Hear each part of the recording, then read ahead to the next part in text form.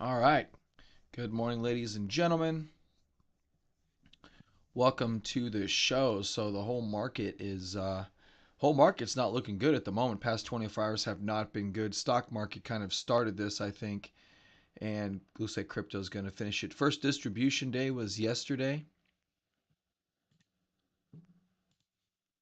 So 104 distribution days was yesterday. Volume barely edged out the prior day, but that's not a good thing, as yesterday did look like a bottoming candle by the time it closed, but you can see it didn't really amount to anything.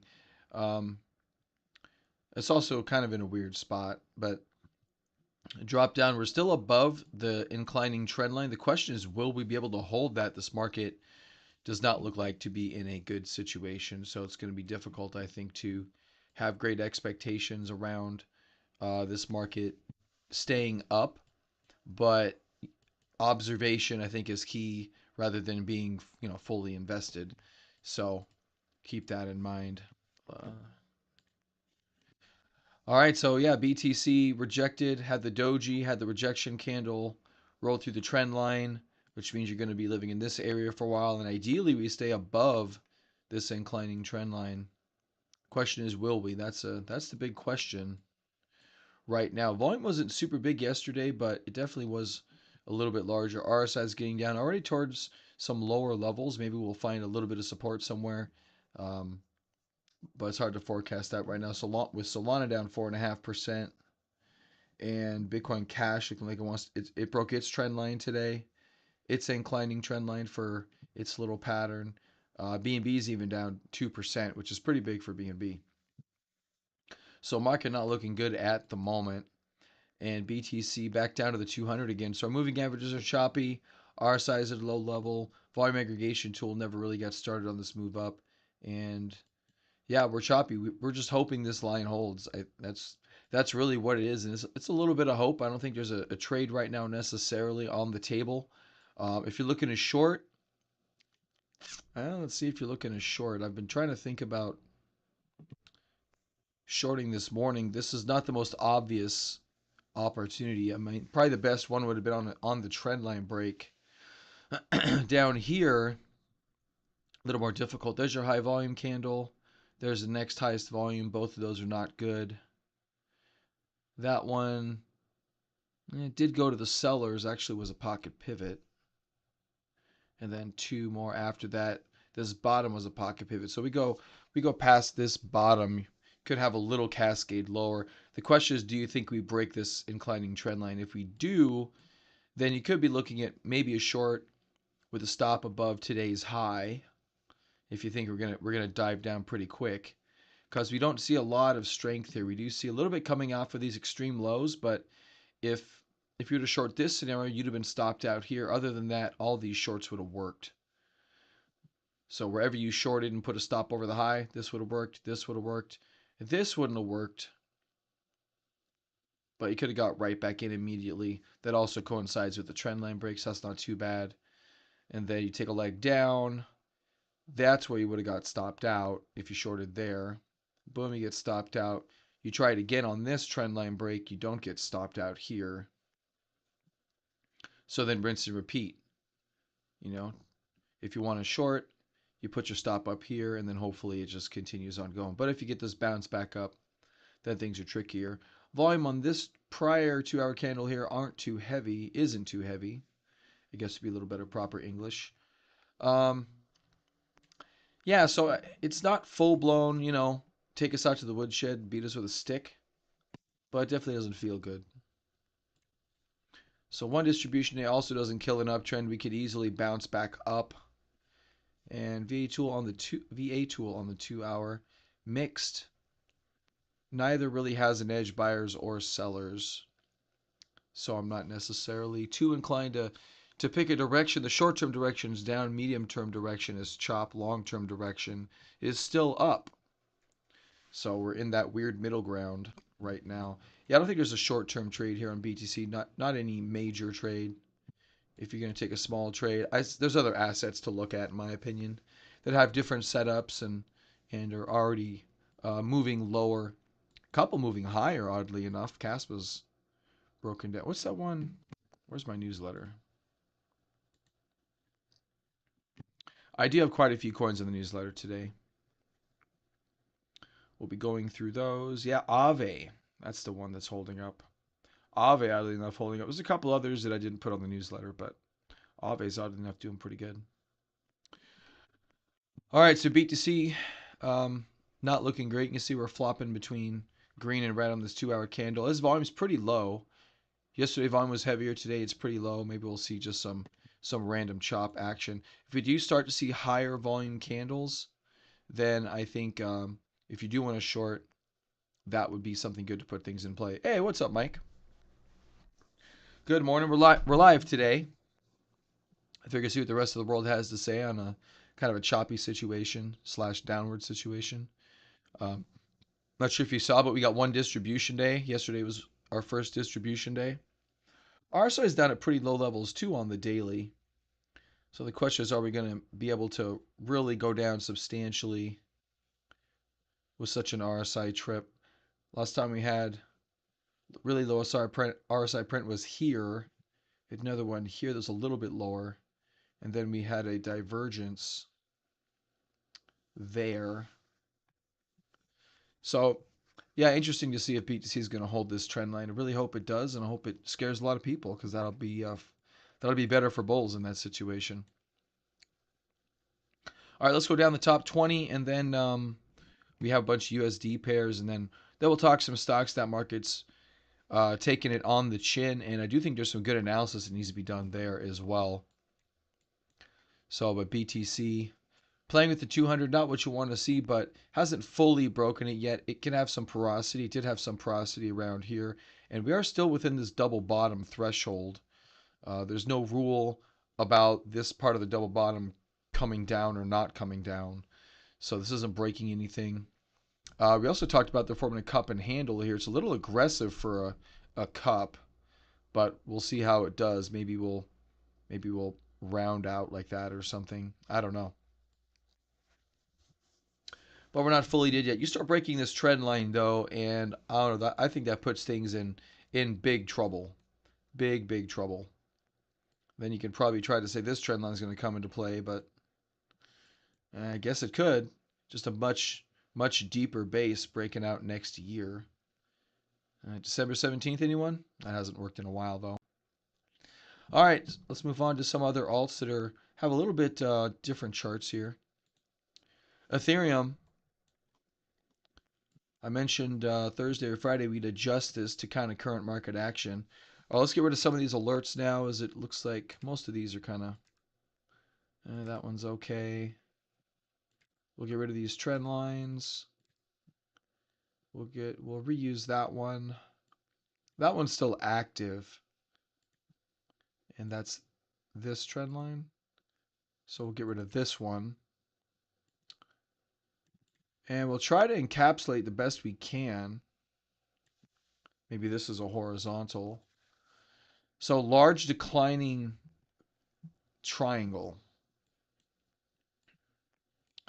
Almost similar to what we had here, but this was more of a channel. You could see pretty even trend line across the bottom there. We have retested this level multiple times around the 2800, sorry. You could argue you can go lower here to about almost 2800. But there's been several closes, and you only get a couple of small wicks. Couple closes there, small wicks right there. I think that's a bit of an easier get at 2865, which we're already pretty close to. High volume candle here. And you have another trend line here for a more intermediate trend. So we'll see if we just stop and turn around. Volume's not too big on the daily, even today. Pretty big for a Saturday, but with 8 hours left, we'll probably get to about average. Hopefully we don't start taking this out. I think that would be disastrous right there. Not so concerned about the moving averages, but support I think is much more important and relevant. So Ethereum with a big wide range here though. I'm not sure, Mike, do we call that wide and loose, or is that just a appropriate sized basing structure? I guess that's a question. Yeah, I'm not so sure on the answer to that one specifically. Still have the big huge cup and handle on Ethereum. Volume still in a big downtrend. Not sure if we'll get some huge volume stepping in at some point. Yeah, I know it's kind of on the fence. When you zoom out, it's not that bad. Let me go naked for a bit. When you zoom out, it's not too bad. You definitely had a wider stance up here before a larger rollover. That was a pretty extreme drop right there. 56%. This much more manageable. It's only 30%, 33%. It's not too bad. It's not too bad of a structure. That's definitely in line with an IBD base. It would have to be um, some type of an awkward base. It wouldn't be a double bottom, I don't think. It wouldn't be a cup and handle for sure. I guess it could be a double bottom actually. This low is lower than these lows. So technically I think that is a double bottom, but you don't want it to come back down like this.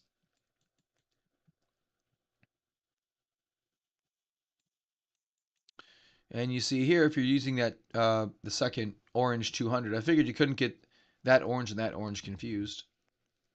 So a little bit of porosity here. This one, it starts to live under the 200 here. It comes down, bounces under it, consolidates under it, then the retest. So some people will take this situation and say, oh, this is bad. It's kind of bad if you retest, but you can live under it for a bit and come back.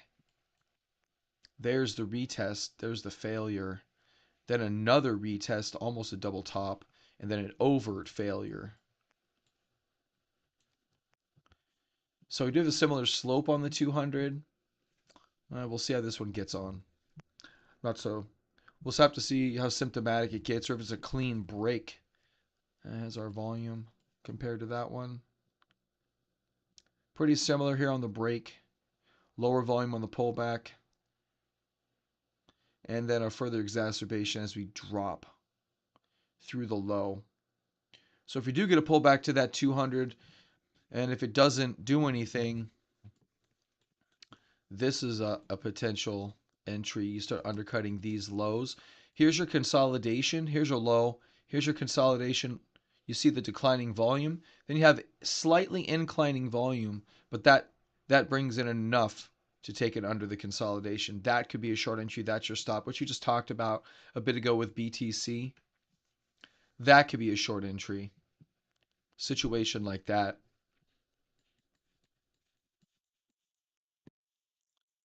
So still not looking good, but still not really an entry yet. So this one came back. If this one comes right back, if this one stalls at the 200, it's going to be interesting. It's going to be interesting because it's still within the confines of this pattern. I think this time it wasn't. It was outside. Yeah, there's a breakout failure here. Here's a cup and handle. There's a breakout. There's a failure. Then it started consolidating. So it's a little bit different because here we're outside of the confines of this structure. And then you have another base here, but it's a bear flag, and then that's when the cascade starts right there. So a little bit of a different situation.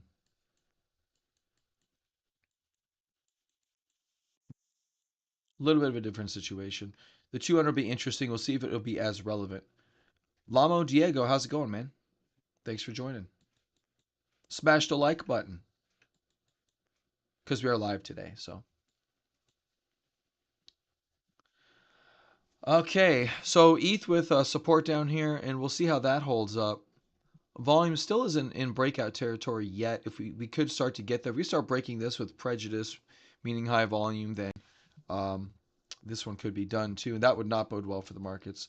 BNB, BNB, firm little rollover here, which is usually not in character for BNB. Not high volume yesterday. Let's go back to let's bring the full screen back up here. I kind of like more bigger term picture today. Let's try to keep it like that. I like that. So drop here, similar drop going on here as a matter of fact. Volume not as heavy. There was some big volume there. Some of it was bought up, ending up rolling over into another high volume candle. There's another high volume candle. This one got supported. So we'll see if we find additional support down here. There's not a lot of, you know, horizontal support here. Maybe here at the 500 level. We did see some porosity here getting down pretty deep, but it did bounce right back. So We'll see if 500 is able to hold. This trend line broke, and it's really been really hasn't been able to put things together since that trend line broke. Remember the try at the 684? Yeah, that didn't really go anywhere, did it? So definitely a choppier situation here. Got a lot of extra stuff going on here. Whoa, get rid of all the moving averages, why don't you? So that little thing worked pretty good. Where's that one? There it is. Yeah, that worked real that one worked pretty good. Pocket pivot breakdown, that would have been a good entry. I mean, it's those are the good ones I think to take, in my opinion. I know there's other setups and stuff. This one wasn't as clear, although I guess you could have drawn one here. Obviously, I didn't because I didn't have it, but that would have been an okay one. You still would have had a little bit of porosity going up, but not too bad. Down here, not a lot. Again, it's like with BTC, you'd have to short it with the stops at recent highs. If you think we're going to have like a waterfall drop. All right, on to Solana, which has basically been waterfalling the past several days. Once it gave up that 172, which is my prior alert level, not that that's a super important level, it's just kind of support, I guess. It really hasn't been able to come back. It did play with it here a little bit, which is fine, bounced up, which is fine. But then it gave it up. It just wasn't able to come in. Volume starts accelerating right at about that time. This when we come back into the trend line, also breaking the 50-period moving average. You do have this day here where you have this nice move up, right back to a breakdown point, and then just lower, has a lower high and then rolls over again. So now breaking down from this structure a little bit. Volume not as heavy, but it's a Saturday. So a little tough to short here. Your stop, I think, would have to be here at about 5.5%. Bigger picture, you're hoping for support on most of these big names. And I hate it when I start to say hoping because it's not a trading strategy. You know what I mean? You're hoping things don't drop further because you're just further away from the rebound.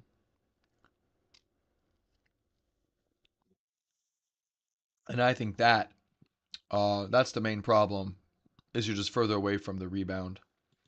I don't really care if it goes down. The fact is you just don't want it to go down because it'll end up staying down for a while. So, but these situations are tough. Yeah, you would have had to enter that probably about an hour ago without digging deeper into it.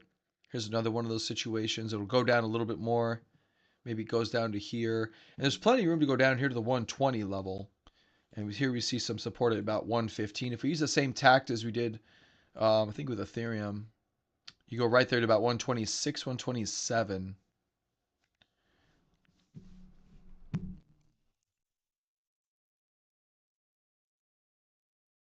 So it's about a 12% drop with about a 5.5% stop loss right now. Not the best risk to reward trade, but if you think this keeps cascading as it is, then it could be worth it. If you want to dig down deeper on this, you can go to like a 5 minute.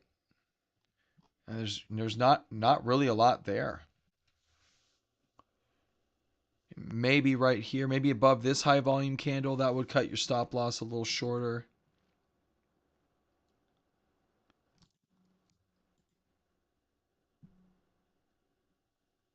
To about 2%. You have this high volume candle here, but we're not so far kind of respecting it. And we'll see this 5 minutes tough. Lots of volume stepping in here. I don't know if you get a couple sideways candles, this could be a consolidation for a stop, but it's definitely a judgment call. And I guess we can try to circle back if you guys want to do that. All right, let's take a look at XRP, which had an opportunity up at the 63.85 and then failed it. Hey, what's up, Ian? Hey, what's up, Aram? We're live today, gentlemen, if you can't tell. And for those of you, chat's off screen. I usually have it on screen, but I have it off screen now because just give us more charting space. So XRP definitely gave it up here. This does have, I think, some more room to go down. This has been holding up pretty well. XRP really just kind of floats around here. So if we're going to move a little lower, that's a 25% drop. I think trying to time an entry here could be a little bit I probably would like to get it earlier today than right now. Your stop could be above here, which is about 4%, and then maybe a drop down lower here. Extreme stream. Yeah, not a full extreme stream. The past couple times I've had opportunities for extreme streams that haven't really been available, unfortunately. Yeah, we'll see how it goes. Yeah, maybe. Maybe we'll get one. Maybe we'll get one. I hope not, but you never know. But the market does not look good. So yeah, this is just a power hour. So figure I'd see what the rest of the world had to say on a day like today, and say hi to everyone again. But yeah, so XRP. I'm not sure why we had the rally, to be honest with you. I'm pretty sure it was the Elon Musk thing with the whole, you know, using the same X as XRP. Maybe he knew, maybe he didn't. Maybe he didn't care, but maybe that's over with now. You had pretty big downs ever since we rejected the 63.85. It's been almost straight down. So yeah, we don't have a firm low yet. Volume aggregation tool here does show that the sellers have kind of gone away for a little bit. So I'm nervous saying short it here. I probably want a pocket pivot on the 2 hour or lower term time frame that you guys know really well. You know, if you know the 2 hour, then the 2 hour. If you know the 1 hour, a lot of people do the 1 hour. They're the 1 hour. Or some people do 30 minutes, whatever the case may be. You want to find something um, like a pocket pivot on a good time frame. But this could just chop. It's only down 0.5 compared to Bitcoin 1.4, which is interesting, especially for BTC or XRP. All right, TON yesterday didn't have a blanket sell on this, but we definitely talked about, it starts to break. I'm not sure. I don't remember if we had. Actually, I think we were in the middle of this candle. No, we were here. Yeah, so we were here. I think it was yesterday, maybe it was the day before, where I mentioned this thing looks like it could start to go. You do have this little shelf of price action here, and boom, you get that extreme drop. So you see little flags like this, little consolidations. These are usually pretty high probability trades and also relatively low risk trades. So these are always something to keep in your back pocket, in my opinion. Um, this guy named Dan Zanger, he doesn't trade crypto, but he does stocks. He does these to the long side. He does them all the time. As a matter of fact, he's kind of thrown away traditional basing structures for the most part. From what I've seen, I don't subscribe to him anymore. But for these little guys, these little consolidations after a breakout, he'll buy those. If he likes this structure, he'll buy that. And so this is just the inverse of that. But TON down 4% today, almost leading us.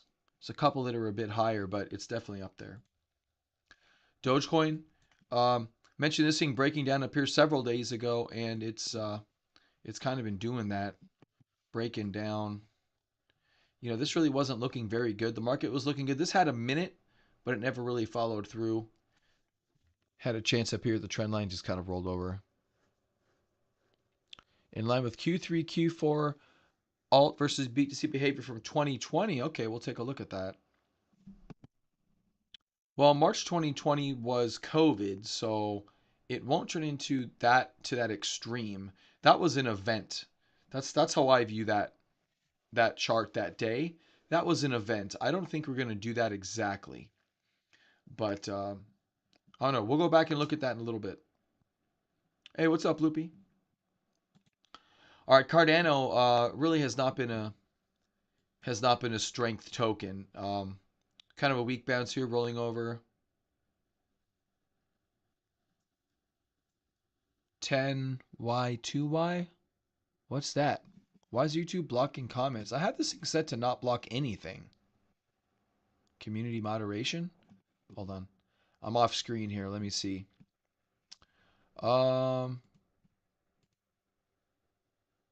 Moderation. Let me see.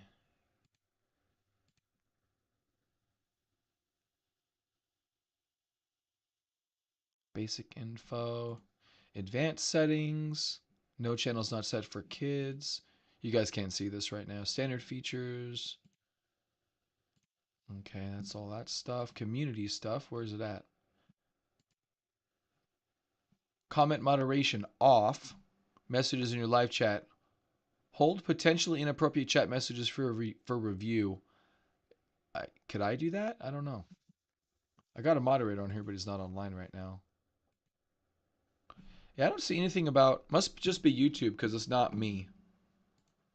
I don't have any sets, anything set like that.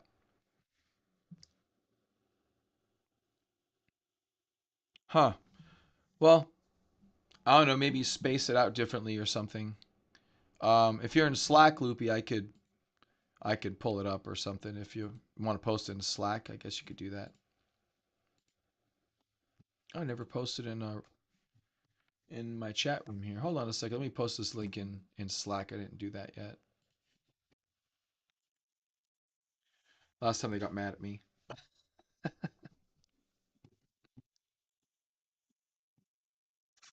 Okay. All right, back to Cardano. Yeah, this really never did look that good. We did give it a shot here at the 4467, rolling over. This looks like it's not a big H pattern. The drop isn't that extreme. This is a better situation, in my opinion.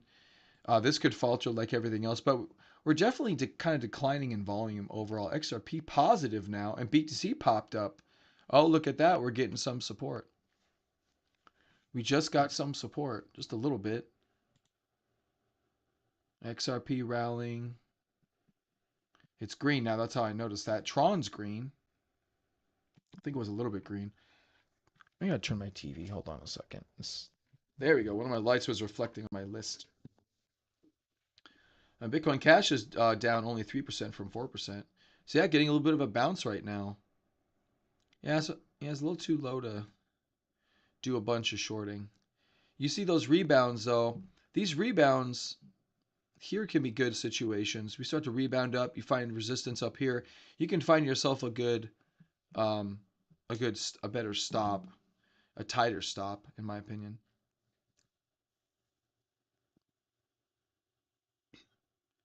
10Y, 2Y. I guess I'm not sure what 10Y, 2Y is. 10 year and 2 year? Why would they stop you from saying that? I don't know what 10Y, 2Y is. Are you talking about the interest rate yield curve? Is that what you're talking about? What they're censoring yield curve talk now? YouTube has some geeky ass moderators. Holy crap. CNBC on one screen, 10Y, 2Y. Why would they why would they why would they that's funny. That's hilarious. That's going to be a breakout, my friend, to the upside. Is this the inverted yield curve everyone's talking about? I haven't seen it on one chart. I've seen them played against each other, but I guess zero means it's inverted. So are you saying we've been inverted since July 2022? Zoom out max. All right, what do we got? And how would they? Why would they freaking do that? Gray equals recession. So coming north of here, we get into a recession. Ah, interesting.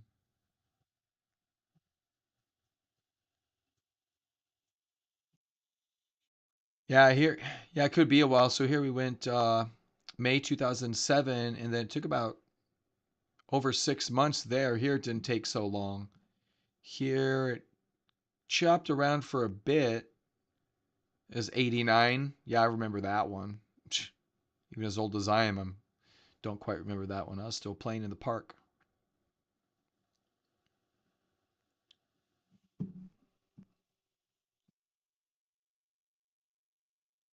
Well, it's definitely interesting.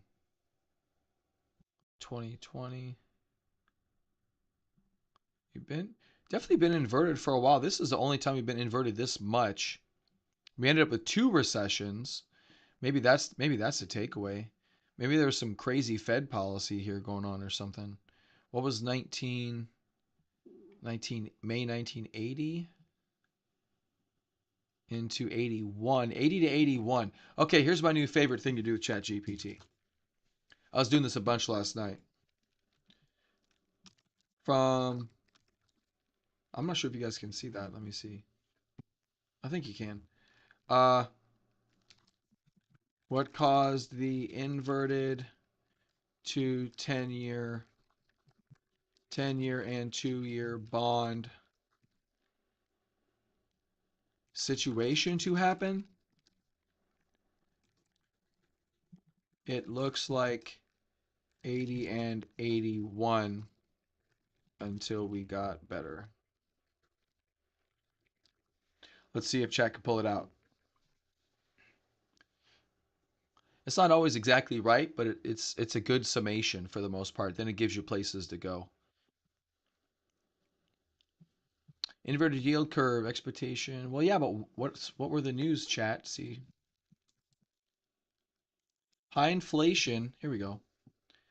High inflation, aggressive monetary tightening by the Federal Reserve under Chairman Paul Volcker. Fed raised interest rates to combat inflation, which led to a significant rise in short-term interest rates, coupled with concerns about economic growth, caused an inverted yield curve.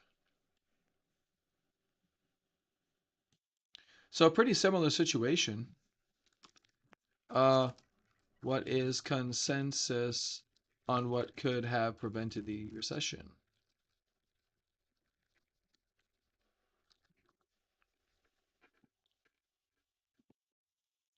Several key factors: monetary, fiscal policy, gradual monetary tightening, more gradual approach, which they've done. Better inflation management. I don't think they've done super bad job. Pump into the first depression. Yeah, probably not. Fiscal policy coordination, more coordinated fiscal policies. Um, that's an interesting one. Yeah, we don't really coordinate fiscal policies. An engineered economy at that point, which I don't know, some people wouldn't like that for sure. Of course, well, the reason why is because some douchebag's going to make it so they make $10 billion off of it. During recessions, counter-cyclical fiscal measures like increased public spending or tax cuts can support aggregate demand. That's something. That's something they could try to do, but not really. I don't think they'd be good. They wouldn't be very good at that, especially not the people in Washington today. They're all crazy. Supply side measures, energy shortages, structural issues.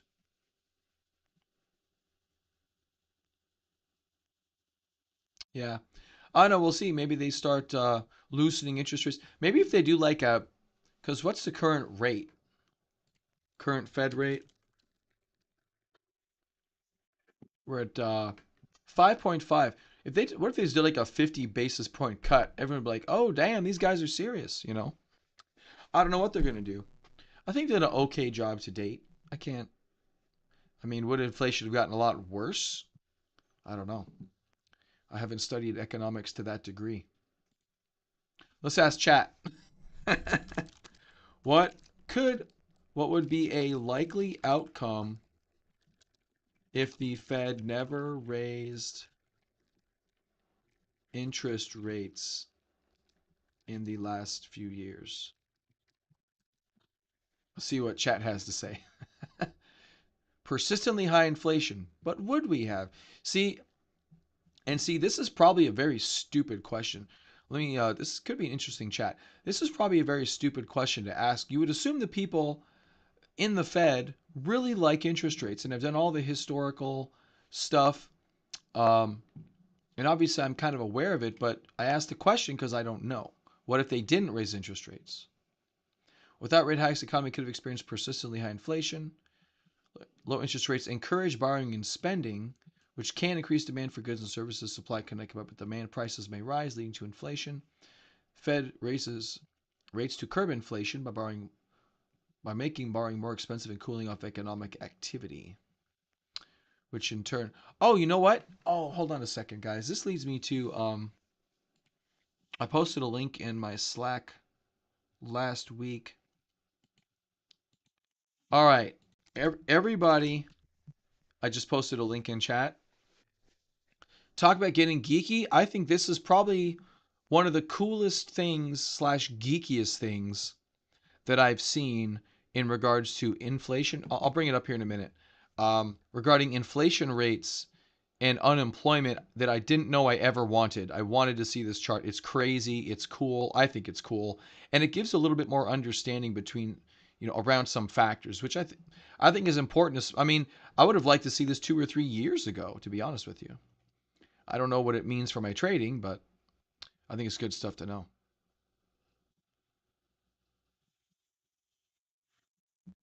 Have we had runaway inflation with low interest rates before?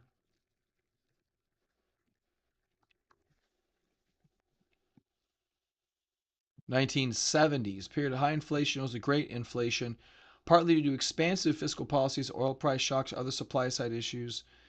Yeah, there's a lot of the oil shocks were Saudi Arabia problems. Nominal interest rates were not extremely low. Real interest rates adjusted for inflation were often negative or very low. Federal Reserve kept interest rates relatively low for too long, contributing to rising inflation. Early 80s under Volcker, that aggressive rate hikes were implemented to curb inflation.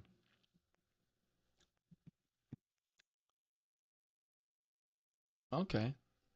All right, so I guess they do their homework. Let me pull this link up because I actually think it's pretty cool. So I'm probably going to lose a lot of viewers, but those of you that will remain will be smarter for it. Look at this crazy ass chart. I saw this. I'm like, is this a joke post? I'm like, is this seriously a joke post? Because look at the time scale, 61, 2020. Like, what is this garbage? What is this garbage? Because we're not used to this. We're used to seeing the dates on this, I guess, x-axis. I'm really not sure which axis is what. I think this is x and this is y. I'm not fully sure, but essentially it's the same from 61, 62, 63, and then it goes like you follow this weird circle all the way around until you get to the whatever, and then boom, that's another whatever that is. And then goes to the red, then the blue, I think. I don't know. And then it gets into it a little more. Then it breaks it down and makes an easier chart. But it's essentially saying this was the thing that put everything in perspective for me. So this is inflation, this is unemployment. Forget the time frame. Let's just deal with unemployment and inflation.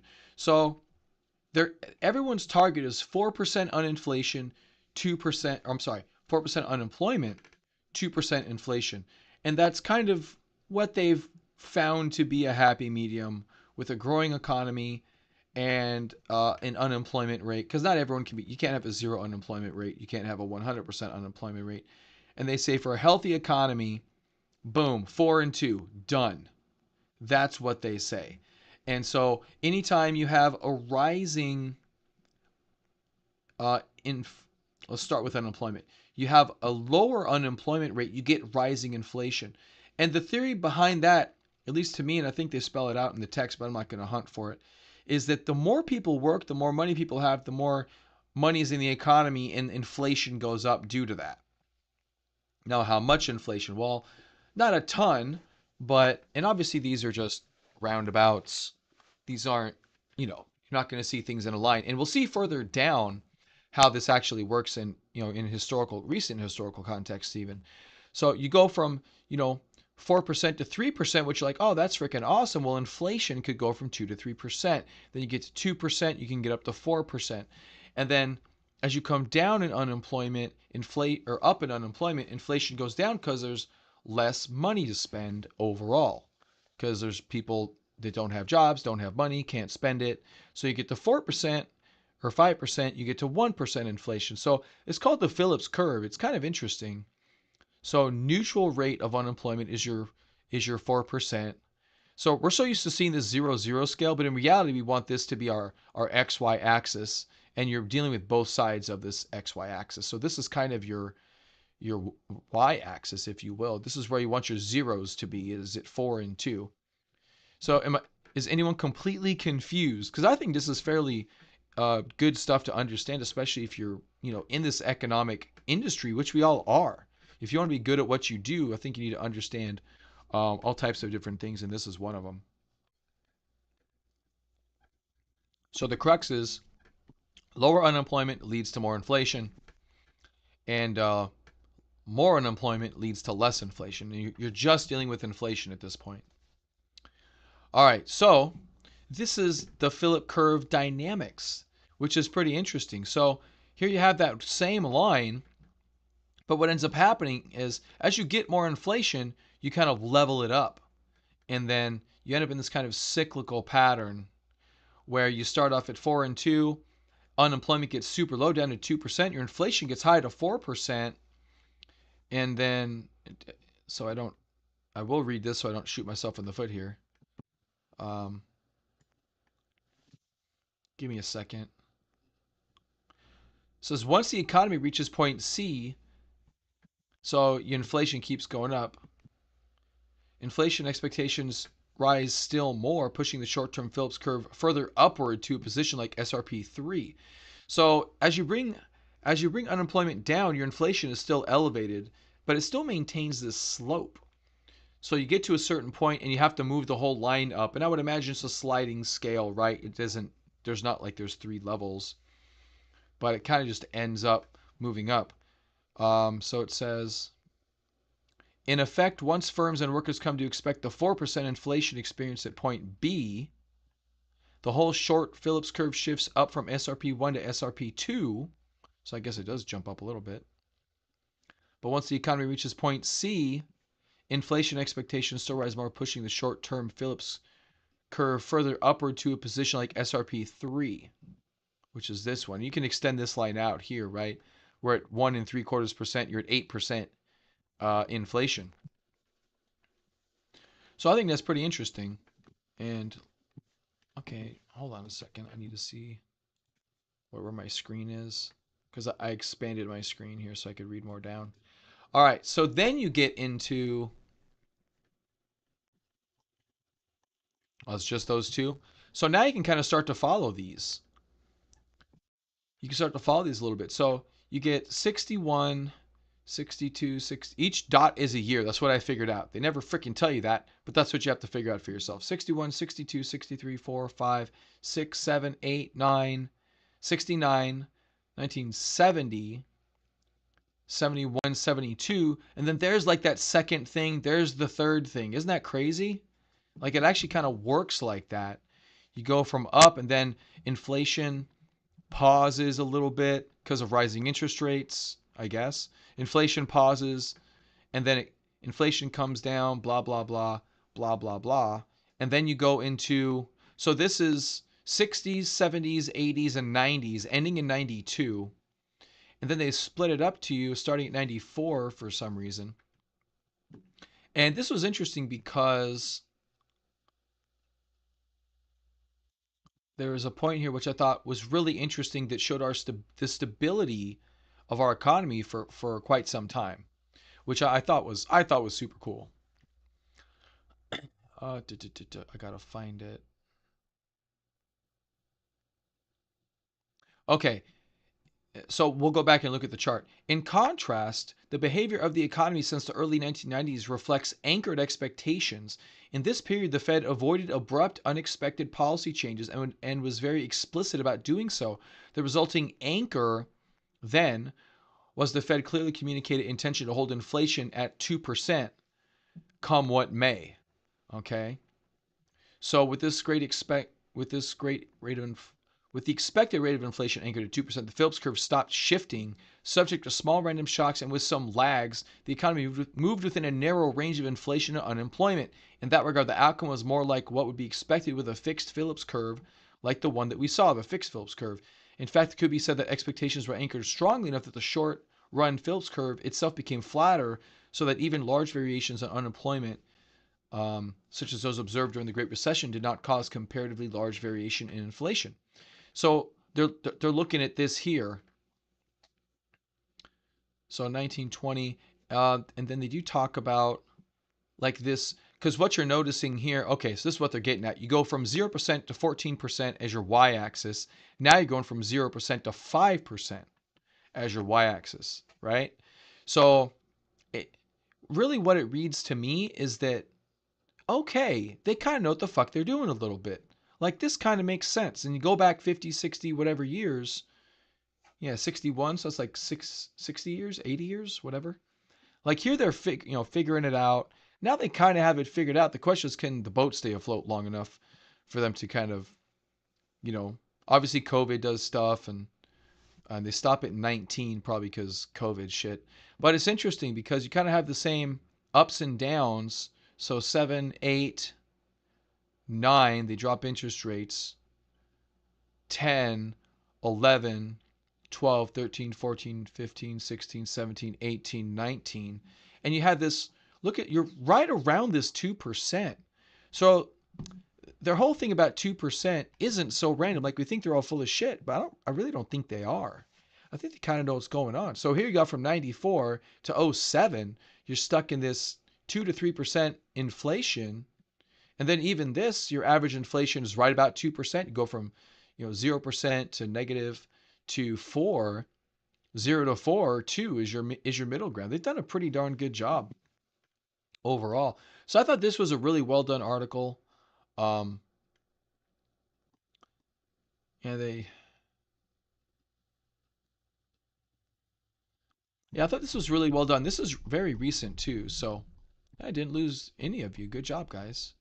This was done 2021. 2021. It'd be interesting to see this. Computers, well, I think they started knowing this in like the late 70s, kind of when they started um, the Volcker rule. Volcker's really the one that kind of issued in modern Fed policy. Okay, modern Fed policy is, they call it the Volcker rule. I forget what it is. You can Google it, but he kind of started this whole thing. Um, and we just looked at whatever chart. Oh, this one. So there's Volcker coming into effect right there. Is rising interest rates, um, Fed funds rate chart. Maybe that's the thing on this. I don't freaking know.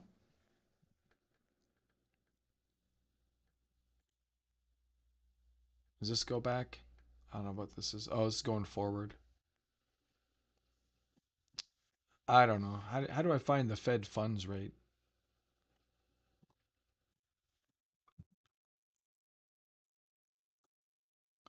Fed rate? Anyway, so Volcker did this thing where, high interest rates curb inflation. We're going to use chat again. What is the Volcker rule?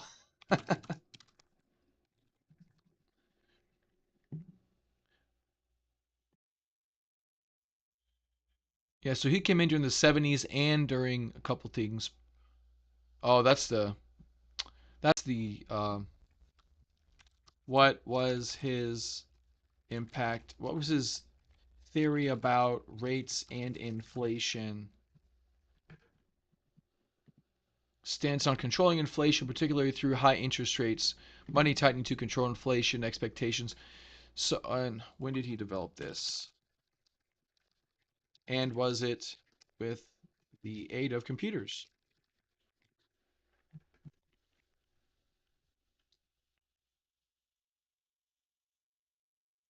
I'm just speed reading here.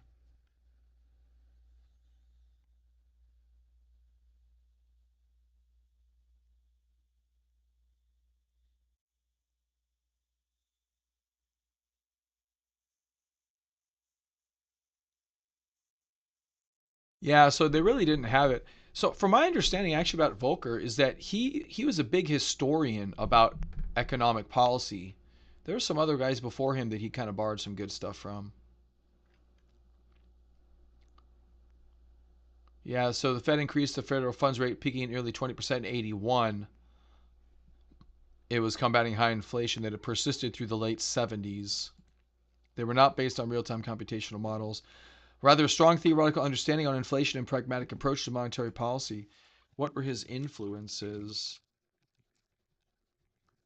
Because I thought I read an article once where he was a Keynesian economics. Oh, departure from Keynesian economics. Arthur Burns, William Chesney Martin. There's the Phillips curve. The experience of stagflation in the '70s challenged this view. Well, they apparently weren't doing enough in the '70s. personal beliefs and values. I thought he had hyperinflation in Germany and other periods of economic instability caused by poor monetary policy. Yeah, so he's just a student. Just like we're students of the market. He was just a student of monetary policy and inflation. So, had a good understanding of it. But I just thought this was, I don't know, kind of beautiful in a way, you know, a little bit beautiful in a way. You get really low, like 69, so 61 employment rates unemployment rate goes really low. Actually got to 1%. See, now I can look at these charts with a bit of a different thing. Yeah, learn from history instead of exactly loopy, 100%. Next match? What are you talking about? You in the right YouTube channel? 11 points or 13 points? What do you mean? UK 1861 to 1913. Oh, look at this. Hey, this is actually answering my question. Look at the unemployment rate goes super low and inflation goes super high. Oh, yeah, because so much money, just like everyone's spending money and there's not enough goods and services. People just raise their prices because they can, right? We're all just humans after all. We're all greedy sons of bitches. That's the realization I've come to is we're all just greedy individuals. Every single one of us. So as long as we agree not to kill each other, which is hopefully what we do, um, we can do okay. So I really like this chart. This is probably the chart that's taught me the most in the past freaking long time. I don't know how long, but this is super cool. And then if they can manage things appropriately, but then you have something like COVID comes along.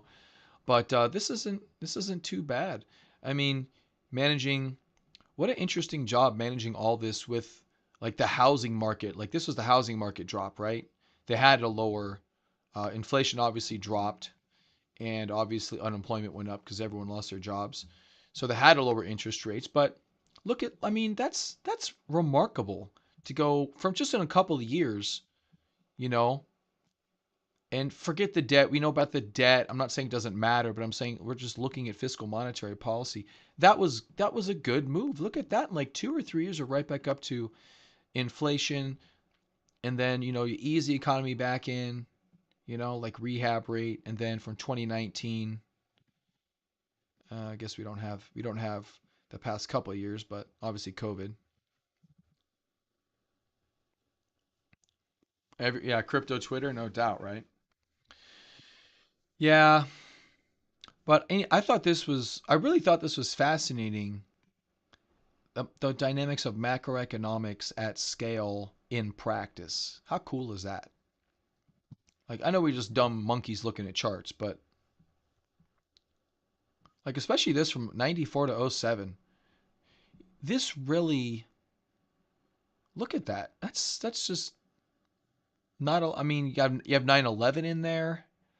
There's not much in there, actually. Not a lot of crap happened. 1987 is not in there. Just when the world is, half-ass stable and we don't do a bunch of dumb shit and get super greedy like we did in '08 and, don't shut the world down like we did in 2020, we end up like they've got this thing fine-tuned. That's pretty impressive. That's really impressive. And we talk a lot of shit. The thing about humans is we have to change something all the time.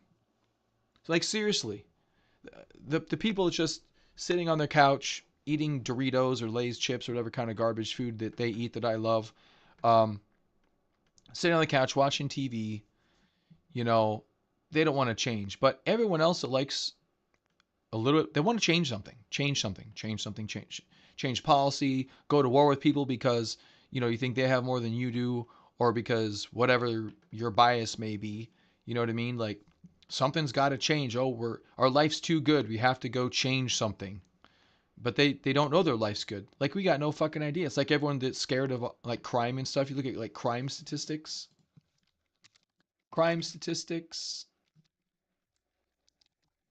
by year in the U.S. and you just kind of look at generally has been on a downward trend. Oh, Wikipedia. I don't know if that's a good amalgamation, but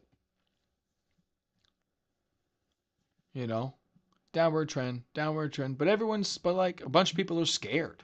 It's like, what the fuck are you scared of? It's like, what are you scared of? We peaked out here in freaking 1990 for crying out loud. And it's been downhill ever since. Robbery. Look at robbery. Keeps going down. Rape will probably always be steady, unfortunately. Aggravated assault gone up a little bit here. Yeah. Anyway, not going to get too political about it. But the fact of the matter is, people aren't okay with the way things are. They have to, make things move. But, when they get it right, you just let them work. You just let them. But then a politician's got to come in and say the economy sucks and do this and that and the other thing. But I don't know. All right, let's get back to charts. But I thought this was super cool. Absolutely super cool. You guys got the link. You can check it out yourself and become massive economists. And if one of you guys ends up ruling the world, shout me out every once in a while. Or just send me an email. Even better. Let me know. Okay, back to charts. Where were we? We didn't get super far. And the hour's already up. See, time flies when we're having fun. Speaking of greedy, back to charts. So, TON didn't move up. XRP definitely popped up a little bit. Where did we leave off? I think AVAX, Shiba Swap. I think it was ADA, Cardano. Left off on Cardano. Cardano, choppy garbage, Shiba Swap. Shiba Swap gave it up and really has put in a sequence of lower highs and lower lows too. Really hasn't been one of these highs that's been broken to the upside. So most of these are good stopping points. As we get lower, though, the chance of getting stopped out gets higher. That's really the key, I think, for most of these charts in the market right now. AVAX, unfortunately, never really got going. Had a really good day here and just gave it all up. So not good right there. Down to some lower RSI levels. Maybe we'll find a bottom here and then start to pull back up. I think that would be great. Tron coming into the trend line, getting a tiny bounce right here. That's right. Absolutely, free man. Absolutely. Master of coin. DOT continues to be garbage, has been garbage, probably will continue to be garbage. Unfortunately, I just don't think it's really taken hold in the zeitgeist of crypto too much. Good support here. Will we find support here again? Hard to say. We've had a little bit of buying pressure here. You see the volume aggregation tool actually turning green. That's not too bad. But if this gives it up, we could be in for a big H rollover. Stops would be above highs on the lower time frames. Bitcoin Cash has been not very good. It tried to go for it. Tried to do an inverted head and shoulders with wrong volume. Tried to rally, couldn't do it. Now it's broken this trend line, which is not very good.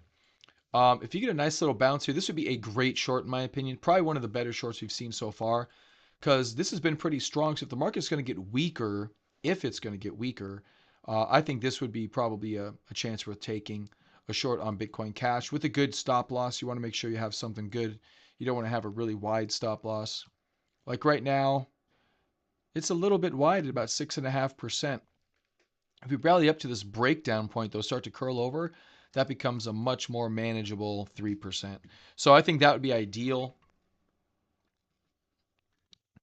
Whether we get ideal, though, is a whole different ballgame. Chainlink, already kind of in lows. I mean, you do have some wicks down here, but not a good look from this one-time, two-time, multi-time leader. This does not bode well. Are we going to get continuation? I mean, this is when you got to make that decision. And I don't know. I don't feel. Personally, I don't feel.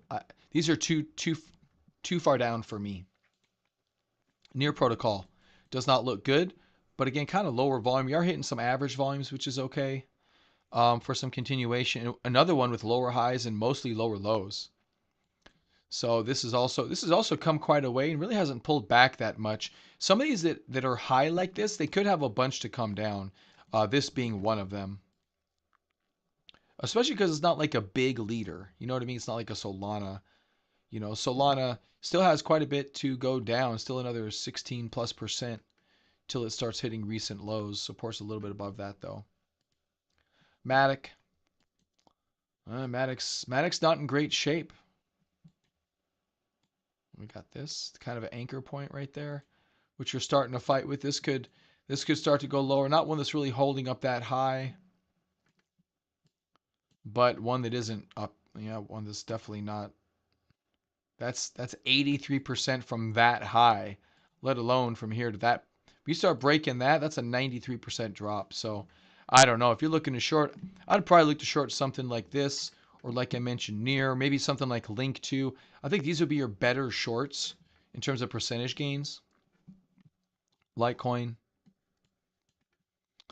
Pretty much stay away from Litecoin. I think it's a good token, but market just doesn't appreciate it, I guess. I don't know.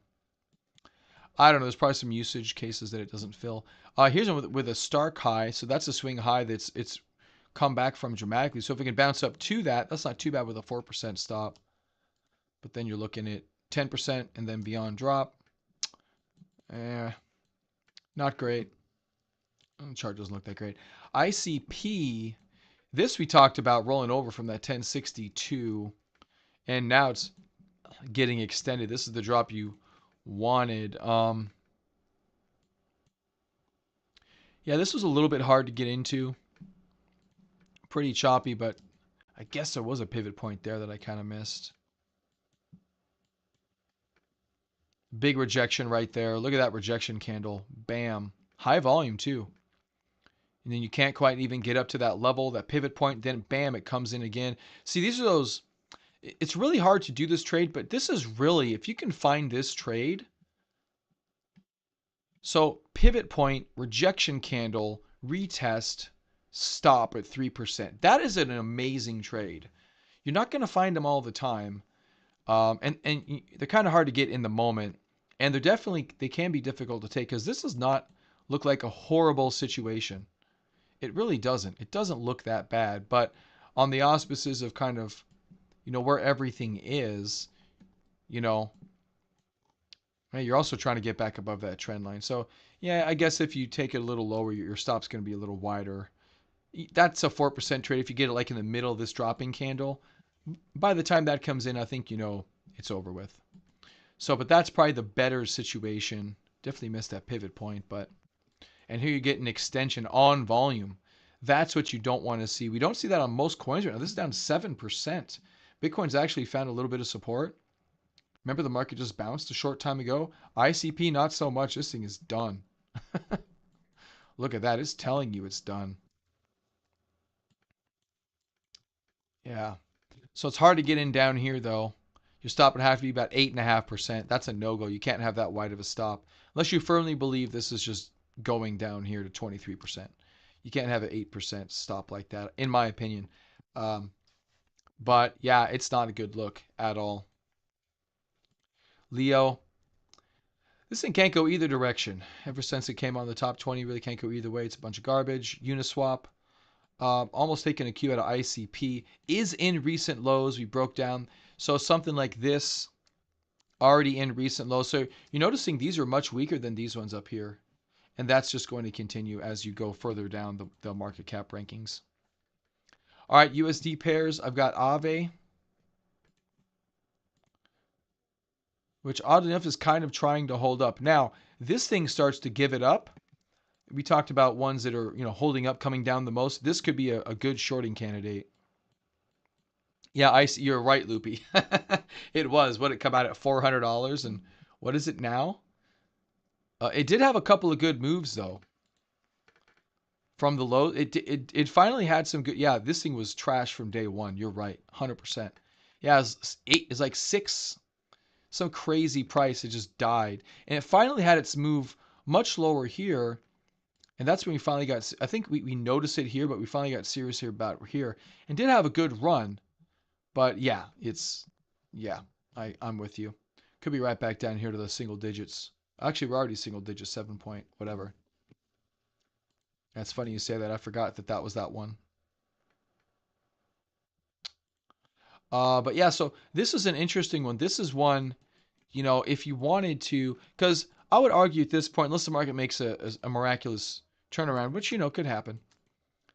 Lower high, you arguably could have keep hitting my caps lock instead of my shift. It's 5.6%. Not the best. Not the best. But You could argue that there is a stop loss in here somewhere. Oh, was that an FTX thing? Seriously? Well, now that we know about FTX, wouldn't doubt it. Wouldn't. Well, it's probably all the above. Maybe they listed it too high just to dump, and because they could. Maybe just because they could. Who knows? Those dynamics at play, like when you initially price something, what a weird freaking what a weird dynamic, right? What a weird dynamic. Like, how do you price that effectively, especially in crypto? Like, I get it with stocks. Mostly with stocks, you've got a couple big institutions, you've got, respected entities. Who's a respected entity in crypto at this stage? Is there one? Really have no idea. I really don't know if there is one. Um, but yeah, so Aave trend line support here. If that starts to break, I mean, it's starting to give it up a little bit. VA tool starting to show some flex. So if you can get a stop up here, I think that, and then maybe worth a little bit of a hold. But Aave does have some decent support. But a drop of 20 something percent could be on the table. Bam. All right, next up is FET. So FET starting to break support. Here's another one. If you believe we're falling, breaking support levels here. It was just edging out a little bit when I was doing the newsletter. It's a little bit further out now. Stop here is pretty wide at 8%, but you get a low volume rally. I would rather kind of short on a stalling candle like this than down lower here, even at this level. Okay, but this is one that so far has already proven it wants to drop when it starts to break trend lines. You just have to find an entry into something like this. H bar, similar situation, taking out a low here. You zoom out, it definitely has some ways to go. Caspa, and there's a bunch in here. I didn't do all of them. I could have done a bunch more. I just did some of the ones I thought were clearing lows, which I think is important. If Caspa finally fully gives it up, remember we talked about Caspa going up at the 193, 183, 193. It's given it up now. Sellers are starting to perk up here. So we haven't fallen that much. If the market does give it up, this one is up a good amount. So that's a 4.5% stop loss on Caspa. That could be manageable if we just continue to fall apart. If you do something like this, though, here's the problem. You want to see it bounce up a little bit and then dump, right? And you want this good dump on the trend line break. The problem is if it does this, actually that's bearish too. But my point was about volume, actually. It was less about the price action than about the volume. You don't want these buyers to come back in. So I kind of drew it weird. But the point is, if you take a short and it kind of bounces back up here like this, and you get some buying pops, and this, so if the buying goes like this and the selling goes like this, you want to watch for that volume. You know what I mean? Because that can kind of show you the way. Right now, volume is in the bear's favor for sure. This is not a bad opportunity. You do have a small pivot point, very minor, but it's there. So that's kind of where you want, but you're still above a lot of support levels. You start seeing lots of support and the market isn't dropping, you exit this trade. But you could hold it with not a bad position. Blur, as we go into new Binance coins. But from my experience, I mean, any success I've had has been getting really good with the nuances of these markets and these patterns and this price action. Just getting in on these nuances and just noticing all those little things, lower highs, lower lows. I'll talk more about that in a second, actually. Blur, here's another one. Huge down moves. It's already had a couple of them. Big one here, big one here. We're Hing over.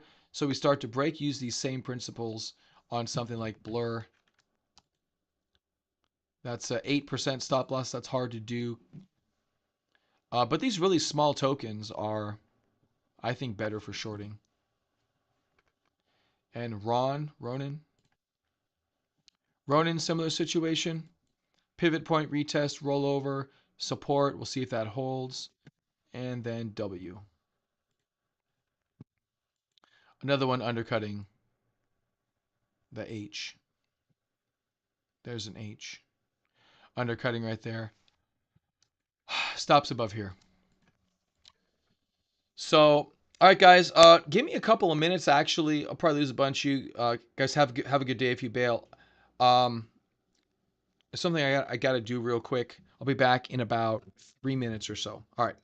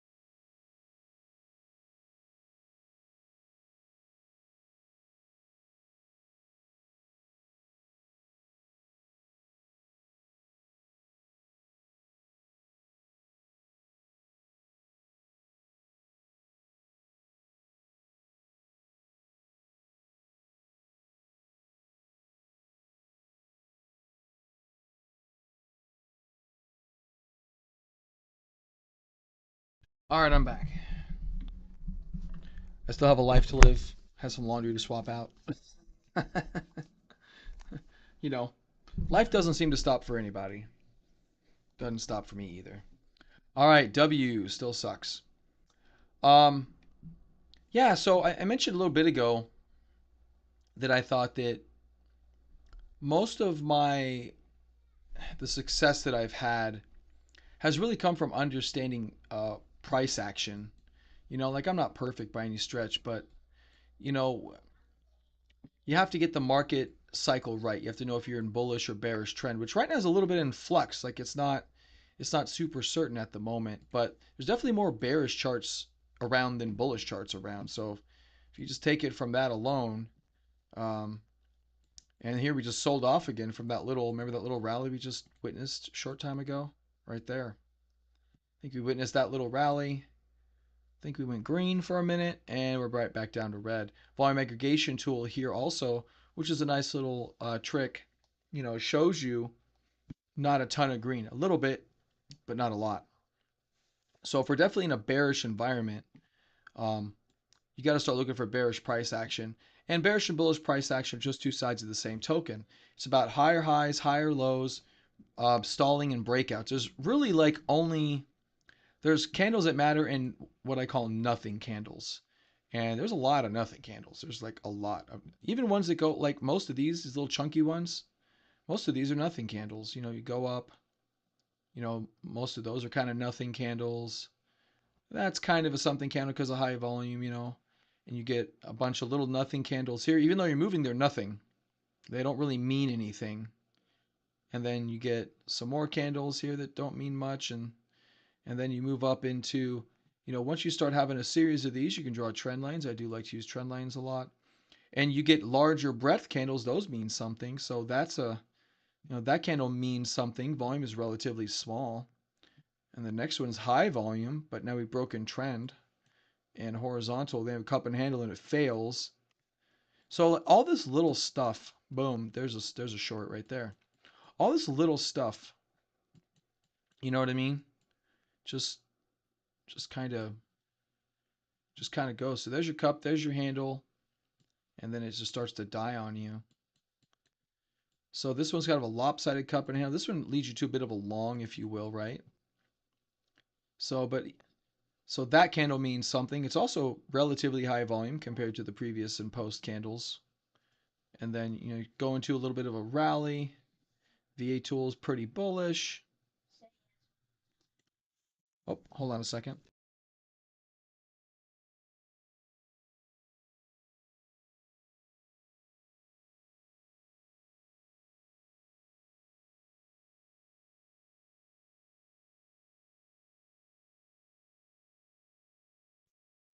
All right, sorry about that. Um, yeah, it's like all this little stuff. So, and it really does require attention. It really does. Sometimes you get lucky and look over, and you don't have to spend every minute on it. But like when I'm at work, I'll have my phone up most of the time, as a matter of fact, just with charts, just with charts. And I'm not even doing like yesterday. I was in a meeting and I sat all day in the meeting with my phone face up with my chart on it. I mean, no one really knows I trade at work, but um, that's just kind of what I do. So, you know, I think these chart patterns, I think they mean something. I think the price action means something. And so what do you get right here? Well, it's a consolidation. It's nothing amazing for either direction at the moment. So just like you can't do much in the middle of this cup and handle, I don't think you can do much now until you break up or down. And if you break down, you have several anchor points here to choose from. You have a lower high. You've got another lower high, right? If you want to, you can even take another lower high. I'll take any green candle sometimes, as a matter of fact. So, you know, as long as it keeps going in that direction, right? Now, if you're looking for bullishness, if you're looking for the other direction, it's going to be a little hard pressed to find in this scenario because you have lower lows and lower highs. You have one higher low, but it's so far on the right side of the chart that you can't really trust it. Now, if you're looking for bigger time frames, you know, like if you want to go to a 1 hour, which I never go to, I'm not sure why it's even on my chart. You still have lower lows and lower highs. And so, you know, it's just taking all those different time frames and starting in the daily, even weekly if you want to go back that much, but the daily will suffice. Daily on down, drilling down to where you can start to pull triggers. And, you know, so like you start to fail something, like here's a failure, right? Boom, it fails. You start undercutting lows. Um, Here it fails. So here it's just chunking up. You really don't fail highs or lows, just trending. So the point I'm trying to make is that, you know, every high and low break matters. And until that trend shifts, you stay with that trend. Then when the trend shifts, you go with that trend. So right now, everything doesn't look good at all. Let's go back to ICP, which is our dominant garbage crypto. Yeah, still pretty dominantly garbage. And still heading lower. That stop loss is down now about 1 or 1.5% further away. So definitely taking it on the chin right now. So bias definitely I think does have to be to the downside. I don't like the look of this. BTC is holding up. The question is now for how long can it hold on? So, you know, some of you might follow through the system only has one distribution. It doesn't mean that, you know, we can't drop and get 2 or 3 quickly because we did so We did so over here. We ended up with 2 relatively quickly, putting us into a correction. And then now we're just chopping this big range. So I hope we don't break this trend line. So kind of surmising, I'm going to end the crypto show here. I'm going to do some stocks in a little bit here. We'll work on some stock stuff if you guys want to hang out. If not, have a great day. It's summer. Hot in Arizona today, 115. We're going to do a pool party. Going to be fun, but yeah, hopefully we can hold the trend line. If not, you got to hope this blue line holds, which is this low. You got to hope that holds and we can pull something out of the hat here. Other than that. Oh, you're waiting, Aram?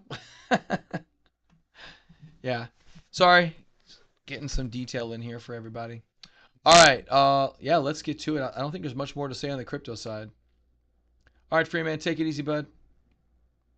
All right, let's look at some stocks, which I did some work on last night. I'm going to go daily. We'll kill follow through day. And let's move over to the stocks list. So if you guys want to hang out just to learn some analysis, obviously that's cool. If you don't do stocks, it's just, good way to learn analysis. Let me get my notebook. Give me a second. I'll be right back. My notebook's in my backpack. Hold on a sec.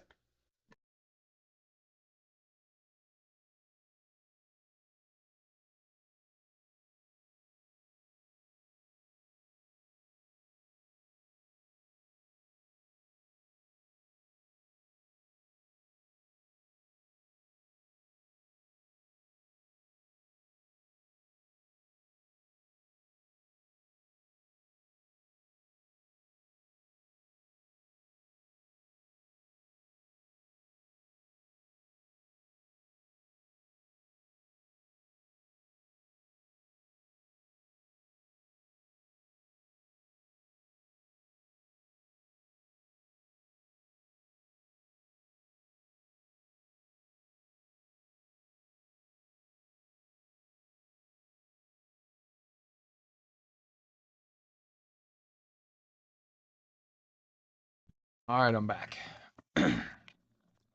So I did do some work last night. I didn't like finish everything, but I did write down some good stuff. At least I thought it was pretty good. So if we're looking at the NASDAQ, and I think, all things kind of start with the indexes, then the leading stocks. The NASDAQ, a couple of things here. Where's my, I thought I had some lines somewhere. I had some lines on some of these charts. Oh, it was the ES I was doing it on. Okay. What kind of garbage volume is that? That's not right. Can't I adjust this one?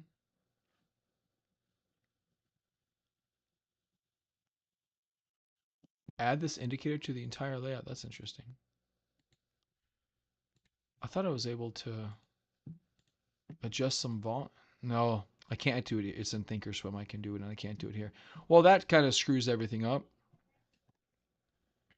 There's no way in hell we had that much volume there. All right. And that's weird because that wasn't on my chart last night. Oh, thanks, bud. Just set it on the floor next to all my other garbage. So, Daddy, Huh? when you're done with your show, can you help me cook pancake for breakfast? You want to do pancakes? Okay. Yeah, but get stuff cleaned up, get your room cleaned up, get the bathroom cleaned up, okay? Um, I was trying to find. I had a couple lines drawn. I wish that ES didn't look that way. Was it Soxel? Okay, so there's a couple of things here. Okay, so I have these RSI trend lines drawn on the S&P. I thought, so I've had this thought for a while, and it tends to be pretty good. RSI trendline breaks. I love these RSI trendline breaks. They all seem to do okay. You get in a downtrend like this. Yeah, that's pretty good. They usually lead you to good entry points. This one was here. These RSI trendline breaks seem to be really nice. Let's get that candle out of our view. So we're kind of in a declining RSI trendline situation at the moment, right?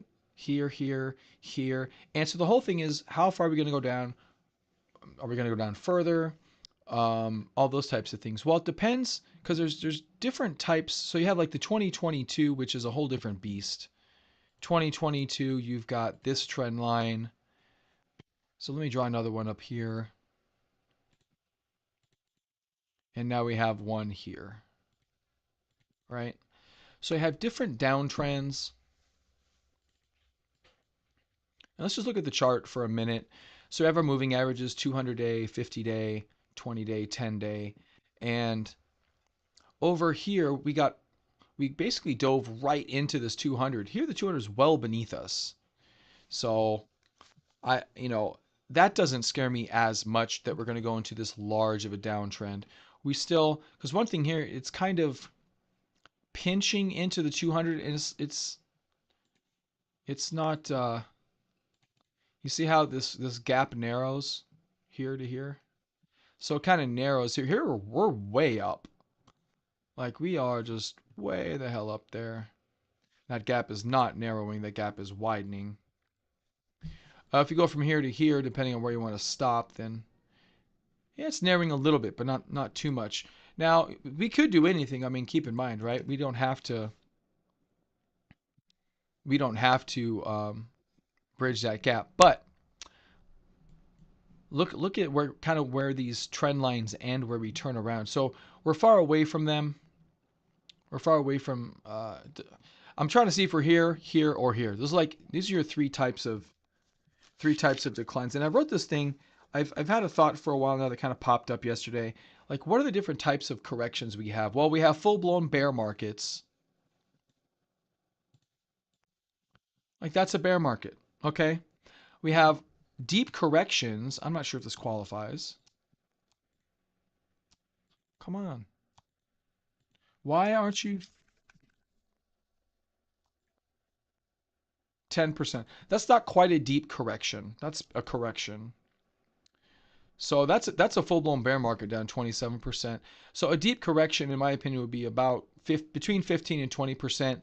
And then you have like a correction where this is pretty much a correction at about 10, 11%. And then you have these like more shallow pullbacks, which this is probably beyond that. It's probably pullback about 6, 7%. Then you get these other ones that are more shallow. Shallow pullbacks, then you get these pauses, right? Well, this isn't a pause. This isn't a full-blown bear as of yet. So a question is it a shallow pullback? Down about 7%. This one down about almost about the same, right? So, okay, let's switch to the NASDAQ because that volume is angering me. All right. And this is going to have similar connotations to it, right? It's going to have similar movements. I think this one's actually deeper than the previous one already. 12%. And yeah, 8%. So this one's already a little bit deeper than that one. So we're almost in corrective territory on the NASDAQ. So S&P is a little bit different on this one. So the question is, are we going to hold up? Here's our bigger trend. We're getting pretty close to that.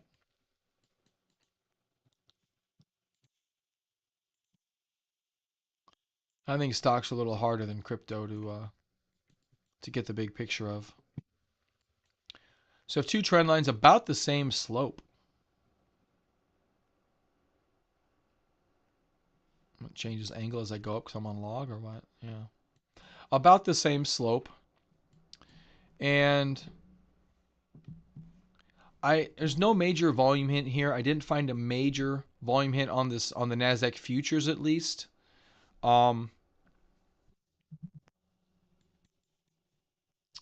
Yeah, I'm pretty wish-washy because I'm not saying what I want to say here. So plenty of high volume candles here. And the Friday not being that large is a little bit concerning because it means that everyone's just kind of waning away at this point. So we could continue a little bit lower. In this one, which didn't take it took longer. You have 12% for like 100 something days. 103 days. Here we got that 12% much faster. 12% in 21 days. So if we look for pullbacks 12% in 21 days, That's 32 days for 16%. That's about 12 right there.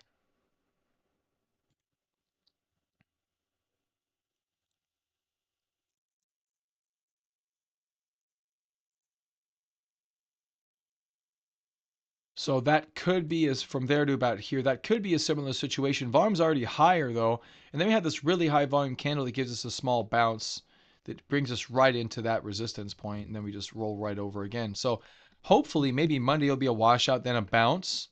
I don't know. Monday could be really scary as a matter of fact. But any kind of a bounce could give an exit point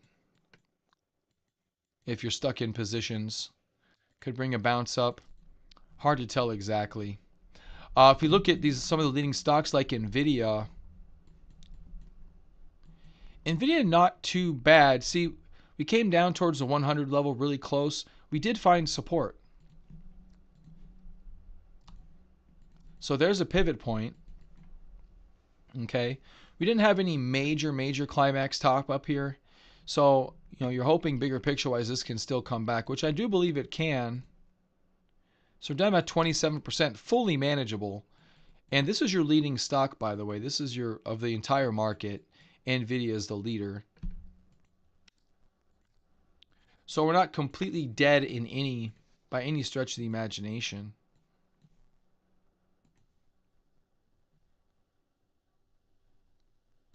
Okay, so that trend line's still holding up.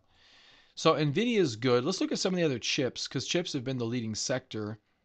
ARM had an atrocious day on Thursday, and then Friday was a more narrow range, so a little bit more interesting there. ARM, plenty of gaps here. Gap up, gap down, gap down. This sucks.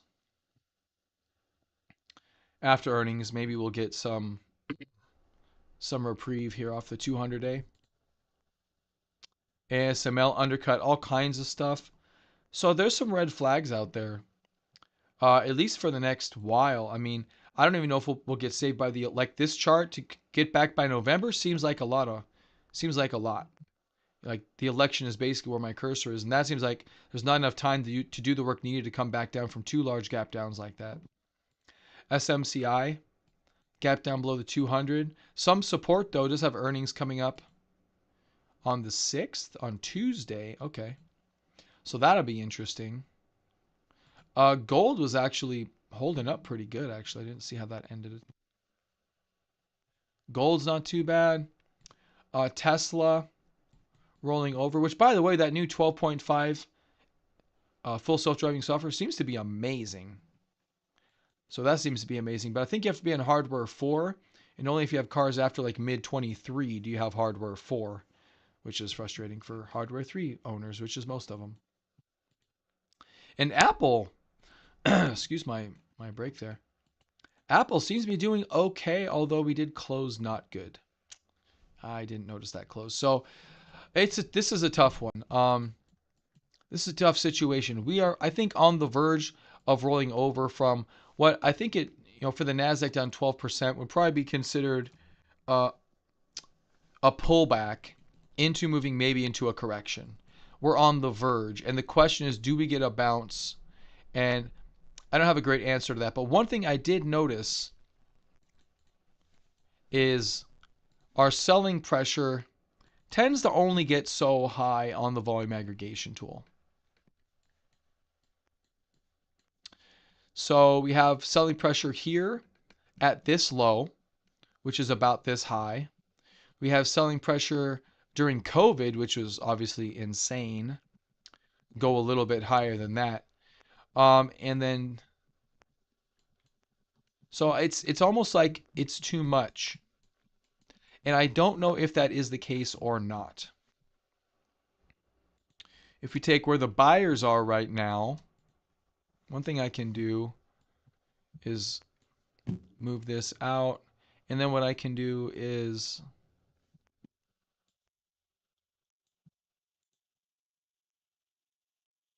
so we can start with accumulation. So our accumulation is down at a pretty low level. One of the lowest it's been going back to 2020. That's pretty low. So you'd have to argue that's a good thing. And so you see right there where my chart, look here, that's right where we start to turn the tide, where the buyers do start to march in.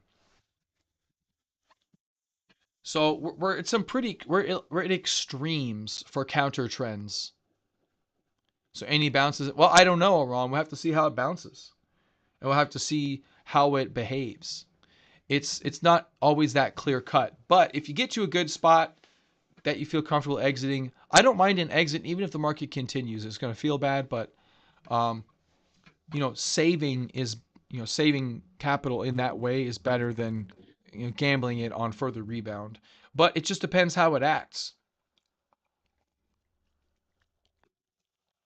We don't know. And so, and I'm going to bring a little bit of my bias in right now. So keep in mind, this is my bias. The election is coming up. And for me, I think that could be a big catalyst. My bias right now is that we chop into the presidential election and then we rally after the presidential election. Doesn't have to happen that way by any stretch of the imagination. Um, and going on our last talk about the presidential election cycle, that's what this is. This is all the presidential elections going back forever that they've got stock data for, even further back than is useful. So Nixon, we'll just start here, choppy into the election. But so if we're down here, we can go back up, right? And then uh, fell after the election, but chopped into the election, chopped into the election, choppy into the election, choppy into the election. Like this is August. Choppy for a while into the election. War doesn't do shit for markets. Market doesn't give a fuck about wars. If it does, it's for a matter of weeks usually. Choppy into the election. If the outcome is more certain, like Clinton's first term, it was pretty certain he was going to become a two-term president. I don't think they bothered waiting. I think they just kept buying, and then obviously kept going. Choppy into the election because this is a change in, so they don't know what's going to happen. So choppy into the election. And I'm just going by the charts. It's not my opinion. I'm just going by this chart. And so Bush's first term, choppy into the election. I'm pretty sure he was kind of a shoo-in, though, if I remember correctly. He was pretty much, it was him and Al Gore, if I'm not mistaken, or was that the first one? Who's the second one? Anyway, I think he was kind of a shoo-in, but they were still choppy into his. And that could have been more macro-based. 2004, market was pretty good in 04. So I don't know, but still choppy in, choppy out. That's okay. And this was obviously a big event, the financial crisis. It didn't matter who the fuck the president was. This was diving into the abyss. And then Obama's first term, I think he was a lock for a second term as well, but a little choppy here too. And then you get a big trend coming out of the new year, essentially. Little dive, then a rebound. I do remember that. Trump choppy at the end of his, rally afterwards, and Biden were choppy here. And so, who do you think will become the president? Do you think who becomes president will make a substantial difference to the markets? Generally, no. Although there will be vast political differences and maybe budget considerations. Every president is going to be deficit spender, and the market really only cares about the spending. They really don't care who's in the office. If you look like coming out, we generally lately have rallied at the early part of presidencies, regardless of who's. I'm not even looking at the office. Obama was different, obviously, because that was the financial crisis. Bush kind of rallied, not really though. Bush is kind of the only term president in modern history that really hasn't rallied. Clinton rallied, Bush rallied, Reagan rallied. Reagan chopped, kind of rallied, not really though. And then we get into the 80s and the 70s, which is not the same economic thing. We just looked at all that inflation shit, right? So it gets weird. You start going down here. I haven't done the full analysis going down this far, but most recently we rally because we're deficit spenders. It's a different ball game. It's less about who's president. Because in my opinion, what's happening is that they wait for the president to get into office and then they know what to invest into. So you may invest something different if Biden gets into office and if Trump gets into office. You may invest something if Trump or if Kamala gets into office. You may invest if Obama or whoever gets into office, right? So I think that's what it's about. It's not about it's because going back to this whole Volcker, like this whole, what's it called, the Phillips curve. Like you get this whole Phillips curve thing. Like they kind of have this part figured out, so they just need to know what to invest. That's my thesis. And again, this is more opinion than it is necessarily facts. I think that they have this part figured out. So as long as they can keep the economy generally stable, you will have sectors that lead and sectors that don't, and that's what the major difference is. And I think I'm right. I think I'm right. But in reality, who the hell knows? If I had a multi-billion-dollar hedge fund and a whole team of people, I would probably be more definitive with my answers. But this is just based on um, all the hours of geeky work I do on this garbage. So, but I mean, look at Trump's first term, boom, big up. Look at Biden's first term, boom, big up. Doesn't matter. Doesn't really matter. Obama's second term, market sussed it out, and then boom, big bounce. They took an opportunity there to buy more. You know, this didn't happen. Oh, one day they just felt like buying. The next day they didn't. They took that opportunity as a sell, um, and then they rallied it. And Obama's first term obviously was different due to the fact that um, 2008 was happening. But I mean, look at his whole first term. That's not because Obama's great. It's because fiscal monetary policy. This isn't because this isn't because Trump's great. It's because fiscal monetary policy. This isn't because Trump sucks. This is because of COVID. The president is not responsible for the fucking stock market. They're just not. They're just not. And like I said, they can drive some direction. So Trump, I don't know, maybe defense stocks did better. Biden, maybe healthcare stocks did better. You know what I mean? Just pick your poison. Just slosh the money around. It doesn't really matter. And I guess Bush was kind of garbage for everyone. Like, what's up with all this garbage under Bush? I was trying to think about it. I can't. You got 9/11 in here, right there. So, but then what's all this about? I don't remember. I don't know. I don't remember back that far in lieu of economic activity. 2000. Well, let's look at it in this other chart. What we got? 02, 3, 4, and then choppy 5 into 6. Then it starts to rally for a little bit. So 2, 3, 4, 5.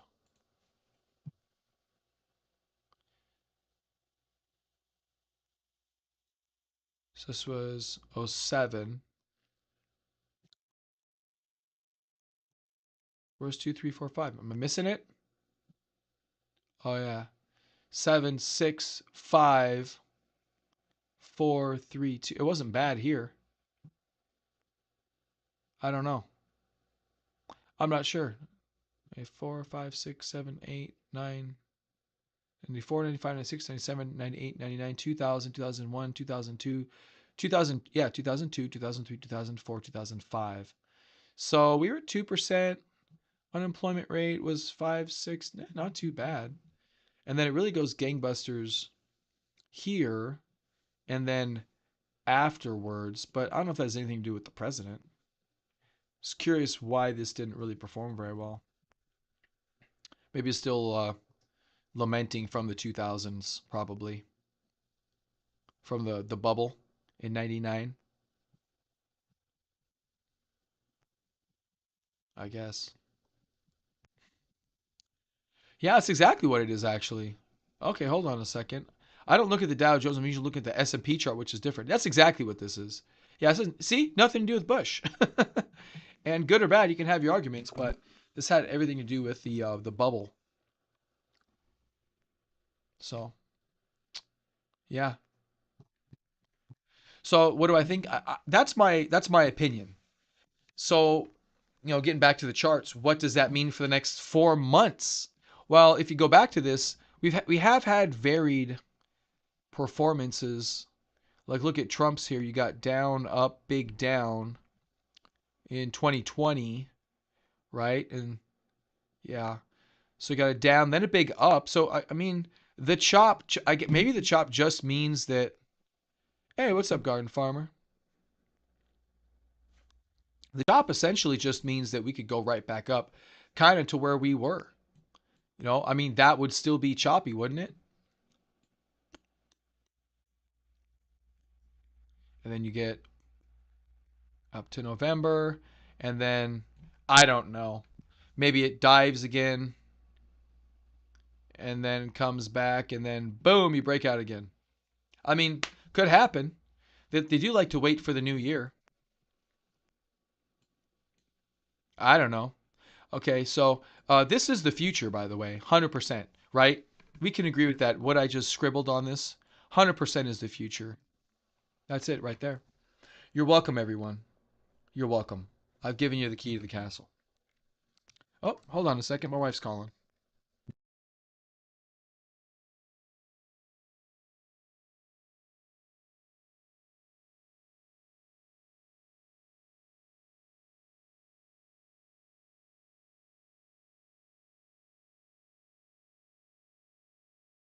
Hey, guys, hold on a minute.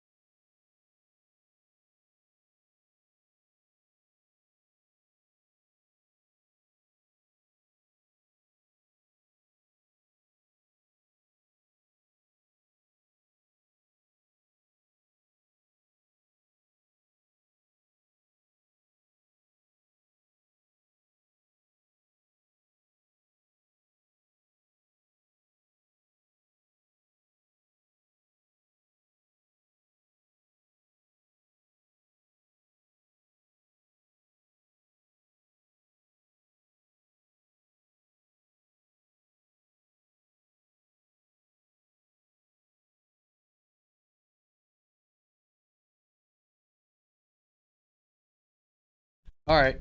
Sorry about that. Wife calling about our barbecue stuff. Anyone's in Phoenix want to come over for a barbecue, you're welcome.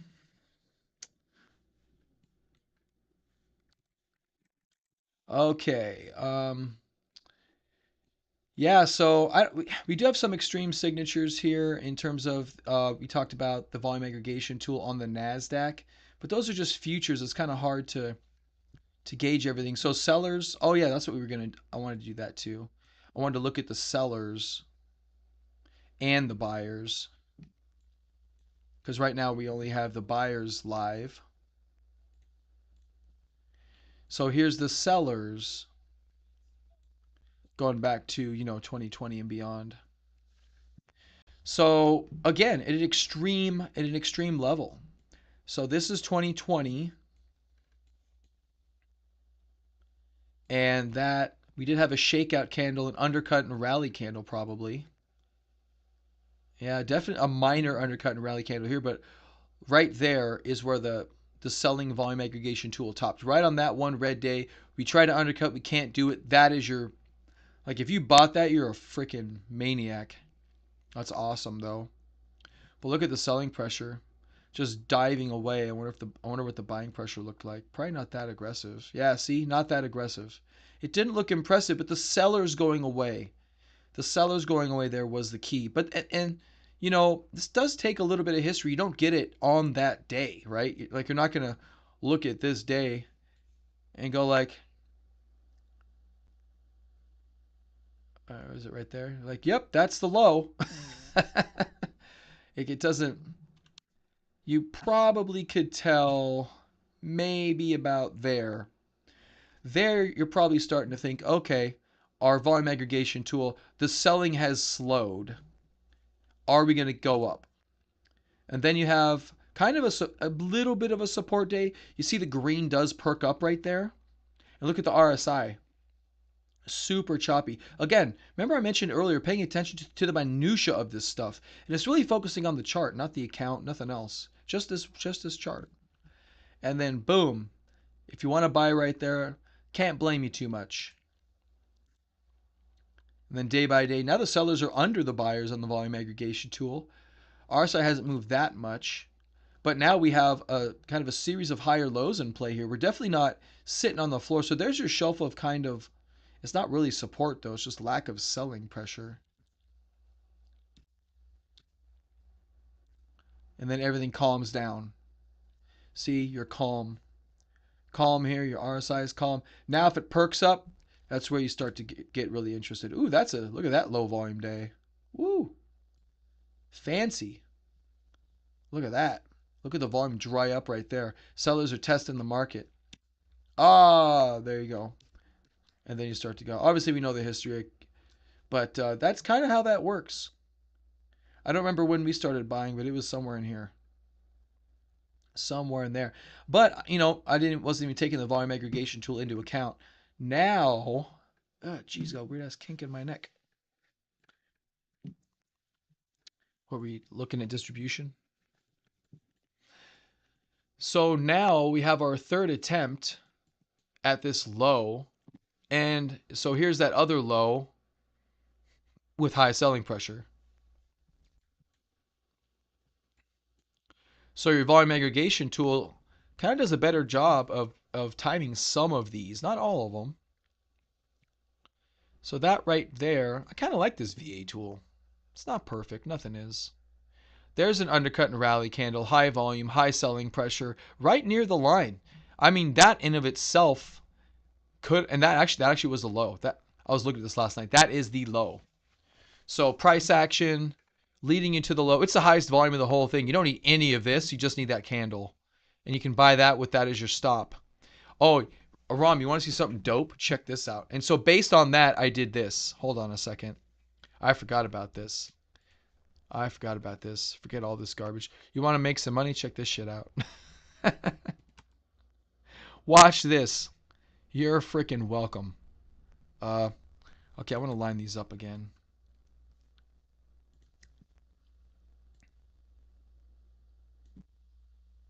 I realized I was so out of whack.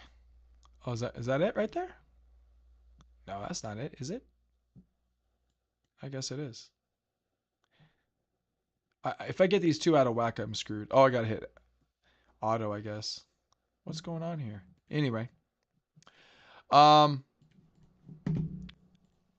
you'll like this, Aram. You'll like this a lot. At least I hope you will. I'm excited. This is why I'm fucking up right now. Weekly on the NASDAQ, all you gotta do is buy these 200 moving average supports on the weekly. That's all you gotta do.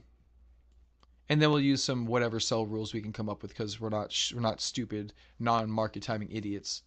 Look at this shit. Doesn't come down to this 200 very often.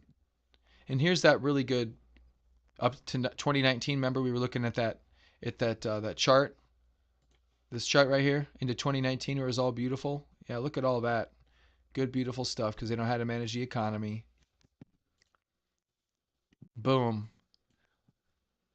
You buy on that 200. Look at that. Look at that. I hope you don't get there now. But then if you look at that on the TQQQ side,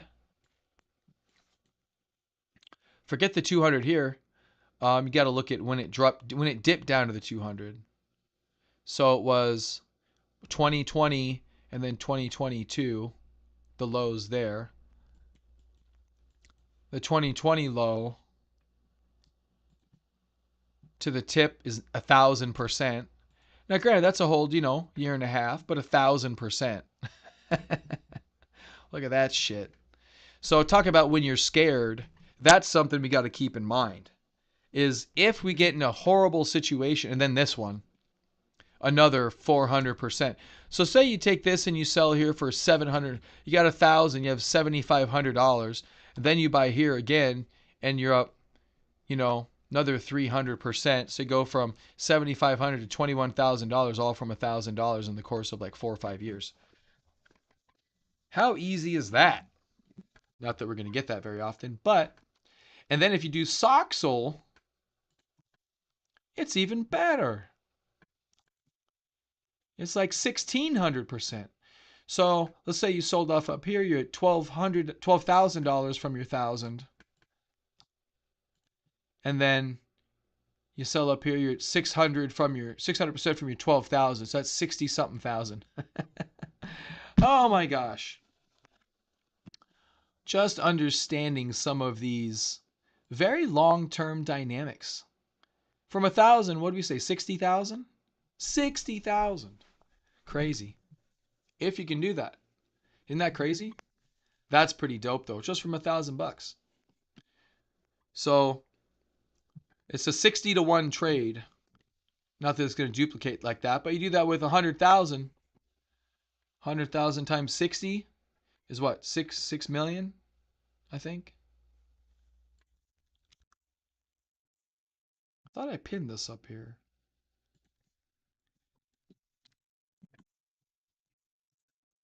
Yeah, 6 million from 100,000.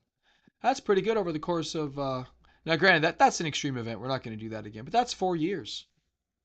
That's 4 years, 100,000 to 6 million. That's crazy. That's crazy. Crazy in a good way. So, but if we're just on this upward, choppy motion that we don't get back, that has its own opportunities. But anyway, I thought you'd like that. I know you like to buy some pullbacks and stuff. So, but anyway, so from our volume aggregation tool perspective on the TQs, was it the TQs? Or the NQs? Oh, we're on the weekly. On the daily. Oh, when I went to the weekly and did the volume aggregation tool, I didn't find as much.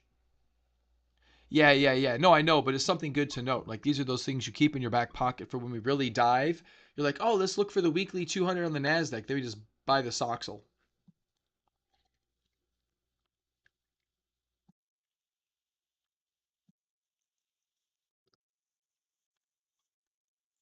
So I didn't find the same thing here because volume is increasing. So it's different. It's different on the weekly. It's hard to find it, but I did find a floor for buying pressure. At least I thought I did, which we're not quite at yet. So I think there's more work to do here. Like I said, I didn't finish last night, but there does seem to be kind of it's almost a rising floor now that it's a bit of a rising floor.